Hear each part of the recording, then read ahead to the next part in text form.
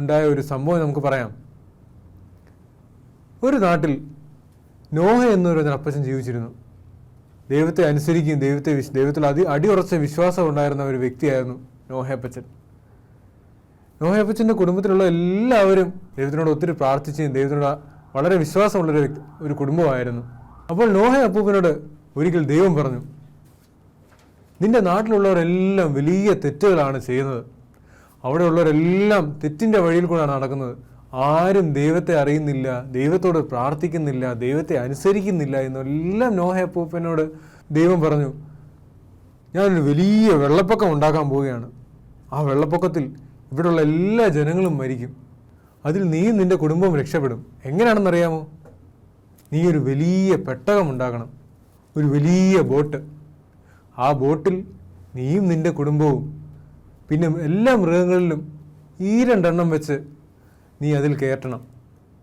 അപ്പോൾ ഈ വെള്ളപ്പൊക്കം സംഭവിക്കുമ്പോൾ നീയും നിൻ്റെ കുടുംബവും എല്ലാം അതിൽ നിന്ന് രക്ഷപ്പെടും. നോഹ പറഞ്ഞു. ഒരു എതിര് പോലും പറയാതെ ആ പെട്ടകം ഉണ്ടാക്കാൻ തീരുമാനിച്ചു.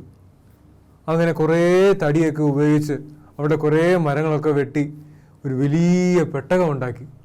കുറേ നാളത്തെ പരിശ്രമത്തിന് ശേഷമാണ് ഓരോ തടിയും എടുത്ത് വളരെ മിനുസമാക്കി വളരെ വൃത്തിക്കും നല്ല പോലെ ഒരു വലിയ പെട്ടകമുണ്ടാക്കി. എന്നിട്ട് ദൈവം പറഞ്ഞതുപോലെ എല്ലാ മൃഗങ്ങളിൽ നിന്നും 2 വെച്ച് കൊണ്ടുവരാൻ തുടങ്ങി. അങ്ങനെ ദൈവം പറഞ്ഞു, നിങ്ങൾ ഈ പെട്ടകത്തിൽ കയറണം, ഞാൻ ഉടനെ ഒരു വലിയ വെള്ളപ്പൊക്കം ഉണ്ടാക്കാൻ പോവുകയാണ് എന്ന് പറഞ്ഞു. അങ്ങനെ ദൈവം പറഞ്ഞതുപോലെ നോഹയും അവൻ്റെ കുടുംബവും അവർ വിളിച്ചു കൂട്ടിയ എല്ലാ മൃഗങ്ങളെയും എല്ലാം ഈ വലിയ പെട്ടകത്തിൽ കയറ്റി വാതിലടച്ചു. വാതിലടച്ച ഉടനെ വലിയ മഴ തുടങ്ങി, നിർത്താതെ ഉള്ള മഴ. അങ്ങനെ പെയ്ത് 40 രാവും 40 പകലും ഈ മഴ പെയ്തു. അങ്ങനെ പെയ്തപ്പോൾ എന്ത് സംഭവിച്ചു? ആ നാട്ടിൽ മുഴുവനും വെള്ളപ്പൊക്കമായി. അവിടെ എല്ലാം വെള്ളമായി. ഒരു ജീവജാലങ്ങൾ പോലും ജീവിക്കാൻ കഴിയാതെ പോലെ വലിയ വെള്ളപ്പൊക്കമുണ്ടായി. അങ്ങനെ അവിടെയുള്ള എല്ലാ ജീവജാലങ്ങളും നശിച്ചുപോയി. അങ്ങനെ നോഹയും നോഹയുടെ കുടുംബവും മാത്രം ആ വലിയ വെള്ളപ്പൊക്കത്തിൽ നിന്ന് രക്ഷപ്പെട്ടു. അങ്ങനെ ഈ 40 രാവും 40 പകലിന് ശേഷം ഈ മഴ നിന്നു. അങ്ങനെ ഒരു വലിയ മലയുടെ മുകളിൽ ഈ പെട്ടകം ഇങ്ങനെ നിന്നു. നോഹ നോക്കിയപ്പോൾ ഉണങ്ങിയ നിലം കണ്ടു. അപ്പോൾ ഇത് മഴ നിന്നു എന്ന് ഉറപ്പിക്കാൻ വേണ്ടി ആ കിളിവാതിൽ തുറന്നിട്ട് ഒരു പ്രാവിനെ അയച്ചു നോക്കി. ഈ പ്രാവ് ഒരു ഇലയുമായി തിരികെ വന്നു. അപ്പോൾ നോഹ അപ്പൂപ്പന് മനസ്സിലായി, ആ മഴയെല്ലാം അവസാനിച്ചു, വീണ്ടും മരങ്ങളെല്ലാം ഉണ്ടായി തുടങ്ങിയെന്ന് മനസ്സിലായി. അങ്ങനെ നോഹ ആ പെട്ടകത്തിൽ നിന്നും കുടുംബമായി എല്ലാവരും ആ പെട്ടകത്തിൽ നിന്നും ഇറങ്ങി ആ ഉണങ്ങിയ നിലത്തിരുന്ന് ദൈവത്തോട് പ്രാർത്ഥിച്ചു. ഈ കഥയിൽ നമുക്ക് എന്ത് മനസ്സിലാക്കാം? ദൈവം പറയുന്നതെല്ലാം നമ്മൾ അനുസരിക്കുകയും ദൈവത്തിൽ അടിയുറച്ച വിശ്വാസമുണ്ടെങ്കിലും നമ്മൾ ചെയ്യുന്ന എല്ലാ കാര്യങ്ങളും ദൈവത്തിൽ ആശ്രയിച്ചാണ് ചെയ്യുന്നതെങ്കിൽ നമ്മൾ ദൈവം സംരക്ഷിക്കും. ഇത്രയും വലിയ വെള്ളപ്പൊക്കത്തിൽ ദൈവമില്ലാതെ നമ്മൾ എങ്ങനെ ജീവിച്ചേനെ? അങ്ങനെ ഒരു വലിയ വെള്ളപ്പൊക്കത്തിൽ നോഹ അപ്പൂപ്പനും അവരുടെ കൂടെ പുറത്തുണ്ടായിരുന്നെങ്കിൽ അവർ മരിച്ചു പോയില്ലായിരുന്നോ? അപ്പോൾ നോഹ അപ്പൂപ്പൻ ദൈവത്തെ അനുസരിക്കുകയും ദൈവത്തിൽ അടിയുറച്ച വിശ്വാസം ഉണ്ടായിരുന്നല്ലേ രക്ഷപ്പെട്ടത്. അതുപോലെ നമുക്കും ദൈവത്തിൽ അടിയുറച്ച വിശ്വാസവും ദൈവത്തോട് അനുസരണയും ഉണ്ടായിരിക്കണം കേട്ടോ. അപ്പോൾ ഈ കഥ നിങ്ങൾക്ക് എല്ലാവർക്കും ഇഷ്ടമായില്ലേ? ഇഷ്ടമായെങ്കിൽ ഈ കഥ നിങ്ങളുടെ കൂട്ടുകാരെടുത്തും നിങ്ങളുടെ മാതാപിതാക്കളും ഒക്കെ ഷെയർ ചെയ്യണം കേട്ടോ. അപ്പോൾ നല്ലൊരു കഥയുമായി ഞാൻ വീണ്ടും വരാം. Bye bye.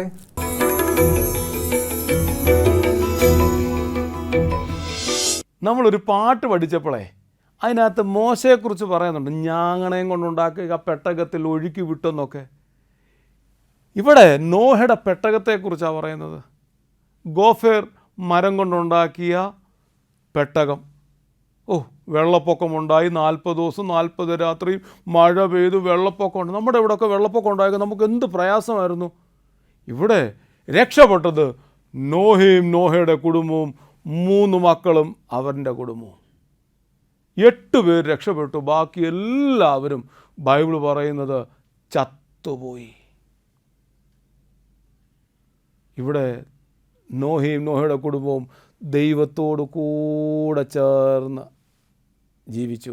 ദൈവത്തിൻ്റെ മനസ്സുള്ള മനുഷ്യൻ നോഹ. അങ്ങനെയെങ്കിൽ നമുക്കും ദൈവത്തിൻ്റെ മനസ്സോടുകൂടെ യാത്ര ചെയ്യാം. അതിന് ദൈവം ഇടയാക്കട്ടെ. അടുത്ത സെഗ്മെൻറ്റ് കേൾക്കാം, അനുസരിക്കാം.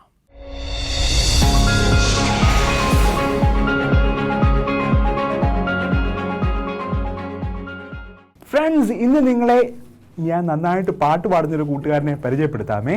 അവൻ്റെ പേരാണ് മറ്റാനുമല്ല, ടിങ്കു. ടിങ്കു, ഓ നിനക്ക് നന്നായിട്ട് പാട്ട് പാടാമെന്ന് എനിക്ക് അറിയാമല്ലോ. അയ്യോ, എനിക്ക് പറ്റില്ല. ഓ നിനക്ക് പറ്റും, യു ക്യാൻ, നിനക്ക് പറ്റുവാടാ. അയ്യോ, തെറ്റും. ഓ തെറ്റില്ല, നീ പാട്. ഞാൻ പാടാവേ, പക്ഷെ നീ കളിയാക്കല്ലോ കേട്ടോ. ആരും കളിയാക്കത്തില്ല. കൂട്ടുകാരെ, നിങ്ങൾ ഇവനെ കളിയാക്കുവോ? ഇല്ല, നിന്നെ ആരും കളിയാക്കത്തില്ല. എന്നെ കുറിച്ച് വേണ്ടാത്തതും പറയില്ലേ? ഓക്കെ, പറയത്തുമില്ല, കളിയാക്കത്തുമില്ല, നീ പാട്. പഠിക്കൂ. കളിയാക്കോ? കളിയാക്കില്ല, നിന്നെ ആരെങ്കിലും കളിയാക്കിയോ? ഫ്രണ്ട്സ്, ഇതുപോലെ നിങ്ങൾ ചിന്തിക്കാറുണ്ടോ? ടിങ്കു പറയുന്നത് അവനെ ആരെങ്കിലും കളിയാക്കുമെന്ന്. നമ്മൾ ആരെയും കളിയാക്കത്തില്ല. കളിയാക്കുന്ന കൂട്ടുകാരാണോ നമ്മൾ? ഇല്ല. എന്തായി ടിങ്കു ഇങ്ങനെ ചിന്തിക്കാൻ കാരണം? ഒരു പ്രധാനപ്പെട്ട കാരണമുണ്ട്. അവൻ്റെ കോൺഫിഡൻസ് ആണ്, ആത്മവിശ്വാസത്തിന് കുറവാണ്. കൂട്ടുകാരെ, നിങ്ങളുടെ സ്ട്രെങ്ത് എന്താണെന്ന് നിങ്ങൾക്ക് നല്ല ബോധ്യമുണ്ടോ? അതെ, എന്റെ സ്ട്രെങ്ത് എന്താണെന്ന് എനിക്ക് നല്ല ബോധ്യമുണ്ട്. എന്താ നിന്റെ സ്ട്രെങ്ത്? പൂച്ചകളെ ഓടിക്കുക. പൂച്ചകളെ ഓടിക്കുന്നത് നിന്റെ സ്ട്രെങ്ത് ആണോ? അത് ചുമ്മാ ഒന്ന് ഓടിച്ചാൽ പോരെ? അത് സ്ട്രെങ്ത് ആണോ? പാട്ട് പാടുവോ അല്ലെങ്കിൽ ആ തരത്തിൽ എന്തെങ്കിലും കഴിവുകൾ നിനക്കുണ്ടോ എന്നുള്ളതല്ലേ നിന്റെ സ്ട്രെങ്ത് നോക്കുന്നത്? പൂച്ചകളെ ഓടിക്കുന്നത് കല്ലെടുത്ത് ചുമ്മാ എറിഞ്ഞാൽ പോരെ? പൂച്ചകളെ ഓടിക്കാൻ പറ്റത്തില്ലേ? നീ എലി ആയതുകൊണ്ട് നീ പൂച്ചകളെ അവിടുന്ന് ഓടി ഒളിക്കുന്ന കൂട്ടുകാരനാണെന്ന് എനിക്കറിയാം. ഫ്രണ്ട്സ്, അങ്ങനെയെങ്കിൽ നിങ്ങളുടെ ആത്മവിശ്വാസം നിങ്ങൾ എന്താണെന്ന് നിങ്ങൾക്ക് നല്ല ബോധ്യമുണ്ടെങ്കിൽ, ചില കൂട്ടുകാർ പറയും എനിക്ക് പാട്ട് പാടാനുള്ള കഴിവില്ല. പക്ഷേ ടിങ്കുവിന് നല്ല പാട്ട് പാടാനുള്ള കഴിവുണ്ട്. പക്ഷേ അവൻ ചെയ്യുന്ന ഒരു പ്രശ്നം എന്താണെന്നറിയാമോ? അവൻ കമ്പയർ ചെയ്യുമെന്നുള്ളതാണ് പ്രശ്നം. ഈ ടിങ്കുവും യേശുദാസുമായി കമ്പയർ ചെയ്താൽ ആര് തോറ്റുപോകും? ടിങ്കു തോറ്റുപോകും. പക്ഷേ ഇവൻ കമ്പയർ ചെയ്യേണ്ടത് യേശുദാസുമായിട്ടാണോ? അല്ല. പക്ഷേ ഇവൻ കൂട്ടുകാരെ നല്ലോണം ഇവൻ പാട്ട് പാടുന്ന കൂട്ടുകാരനാണ്. നിങ്ങൾക്കും ആ തരത്തിലുള്ള ബോധ്യം കൂട്ടുകാരെ നിങ്ങൾക്ക് തീർച്ചയായിട്ടും ഉണ്ടാകണം. ഉണ്ട്, എനിക്ക് നല്ല ബോധ്യമുണ്ട്. എനിക്ക് നല്ലോണം കഴിക്കാനുള്ള കഴിവുണ്ട്. കഴിക്കാനുള്ള കഴിവുണ്ട്. പിന്നെ എന്താ കഴിവുണ്ട്? ചിരിക്കാനുള്ള കഴിവുണ്ട്. പിന്നെ ഉറങ്ങാനുള്ള കഴിവുണ്ട്. ഇതൊക്കെ ഒരു കഴിവാണോ? ഇതൊക്കെ ജീവിതത്തിൽ ചെയ്യുന്ന കാര്യങ്ങളല്ലേ? കഴിക്കാനുള്ള കഴിവ് അതൊരു കഴിവാണോ? കൂട്ടുകാരെ, യഥാർത്ഥത്തിലുള്ള കഴിവ് എന്തെന്ന് ഐഡൻറ്റിഫൈ ചെയ്യുക എന്നുള്ളതാണ് മറ്റൊരു പ്രധാനപ്പെട്ട കാര്യം. എന്താണ് നിങ്ങളുടെ കഴിവ്? ചില കൂട്ടുകാർക്ക് മാത്സ് നന്നായിട്ട് പഠിക്കാനുള്ള കഴിവുണ്ട്. അപ്പോൾ മാത്സിലാണ് മുമ്പോട്ട് പോകേണ്ടത്. മാത്സ് എന്ന സബ്ജക്റ്റിലാണ് ഭാവിയെ ഏറ്റവും ശോഭനമാക്കേണ്ടത്. അങ്ങനെ നിങ്ങൾ മനസ്സിലാക്കി കഴിവുകൾ എന്താണെന്ന് മനസ്സിലാക്കി തീർച്ചയായിട്ടും മുമ്പോട്ട് പോയാൽ നിങ്ങൾക്ക് നല്ല ആത്മവിശ്വാസത്തിൽ മുമ്പോട്ട് പോകാൻ പറ്റും. അപ്പോൾ രണ്ട് കാര്യങ്ങൾ ഞാൻ പറഞ്ഞു. Don't compare. എന്താണ് നിങ്ങളുടെ യഥാർത്ഥ കഴിവെന്ന് നിങ്ങൾ റിയലൈസ് ചെയ്യുക. ഇവൻ്റെ യഥാർത്ഥ കഴിവ് എന്താണെന്ന് എനിക്കറിയാം. ഇവൻ്റെ യഥാർത്ഥ കഴിവ് പാട്ടുപാടാനുള്ള കഴിവാണ്. അത് ഞാൻ മനസ്സിലാക്കി. കൂട്ടുകാരെ, അത് മാത്രമല്ല, മറ്റുള്ളവർ കളിയാക്കും അല്ലെങ്കിൽ പരാജയപ്പെട്ടു പോകുമെന്ന് പറഞ്ഞ് ചെയ്യാതിരിക്കുന്നത് നമ്മളെ വീണ്ടും തകർത്തുക തന്നെ ചെയ്യും. അതുകൊണ്ട് ട്രൈ നിങ്ങൾ വീണ്ടും ട്രൈ ചെയ്തുകൊണ്ടിരിക്കുക. പരാജയപ്പെട്ടു പൊക്കോട്ടെ, ആത്മവിശ്വാസത്തോടെ വീണ്ടും ട്രൈ ചെയ്യുക, വിജയത്തിലെത്തിക്കുക. കൂട്ടുകാരാ, നീ ട്രൈ പാട്ട് പാടി ട്രൈ ചെയ്തു, നിനക്ക് ഉന്നതങ്ങളിലെത്താം. പാട്ട് പാടിക്കോ. ഓ, വെരി ഗുഡ്. അങ്ങനെയെങ്കിൽ അഭിനന്ദനം കൊടുക്കാനും മറന്നു പോകരുതേ. അഭിനന്ദനം സെൽഫ് ആയിട്ടും ചെയ്യാം, സ്വയമായിട്ടും പറയാം. വെൽ ഡൺ, കൊള്ളാം എന്ന് പറഞ്ഞ് സ്വയമായിട്ടും അഭിനന്ദനം കൊടുക്കാം. മറ്റുള്ളവരുടെ നല്ല അഭിനന്ദനം ഏറ്റുവാങ്ങുകയും ചെയ്യാം. അങ്ങനെ ആത്മവിശ്വാസത്തോടെ വിജയത്തിലെത്താൻ കൂട്ടുകാരെ നിങ്ങൾക്ക് എല്ലാവർക്കും സാധിക്കട്ടെ. നീ നല്ലൊരു പാട്ടുകാരനാകാൻ ഈശ്വരൻ നിന്നെ സഹായിക്കട്ടെ. താങ്ക് യു കൂട്ടുകാരെ. ബൈ.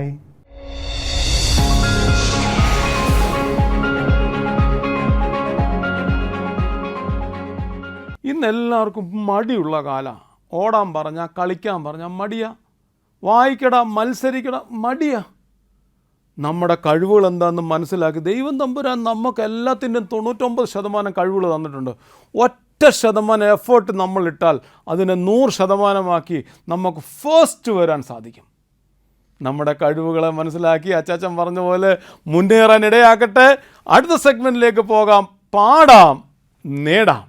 നിങ്ങൾക്കും ആഗ്രഹമില്ലയോ നിങ്ങളുടെ പാട്ടും ഇവിടെ ഇങ്ങനെ പ്ലേ ചെയ്യണമെന്ന്?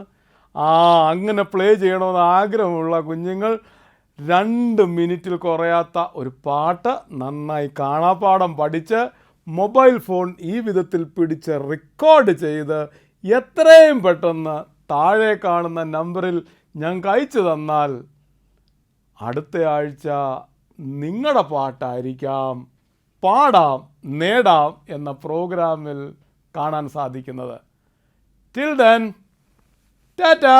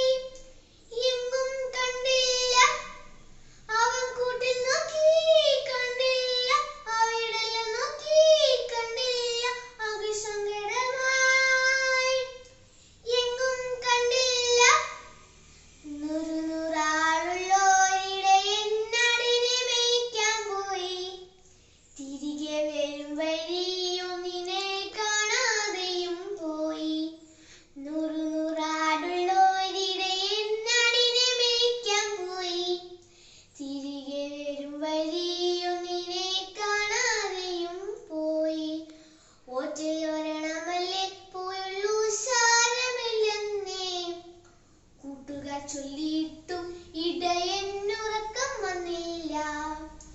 ഒറ്റയൊരെണ്ണമല്ലേ പോയുള്ളൂ സാരമില്ലെന്നേ.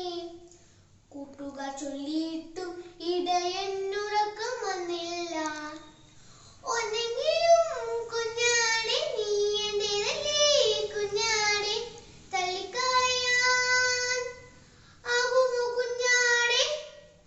ഒന്നെങ്കിലും കുഞ്ഞാടെ നീ എന്റേതല്ലേ കുഞ്ഞാടെ, തള്ളിക്കളയാൻ ആകുമോ കുഞ്ഞാടെ? നൂറാടുള്ളോരിടയന്നാടിനെ മേയ്ക്കാൻ പോയി.